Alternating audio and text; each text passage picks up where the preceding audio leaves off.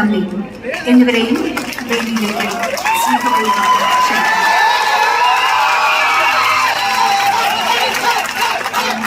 ഒരു ലഘുചിത്രം കാണാം ലാലേട്ടനെ കുറിച്ച്.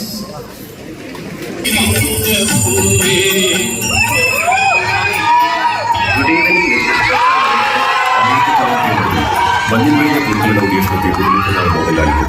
വിധികർത്താക്കളിൽ ഒരാൾ നിരാശയോടെ 100-ൽ 2 മാർക്ക് നൽകിയ കഥ ഏറെ പ്രശസ്തമാണ്.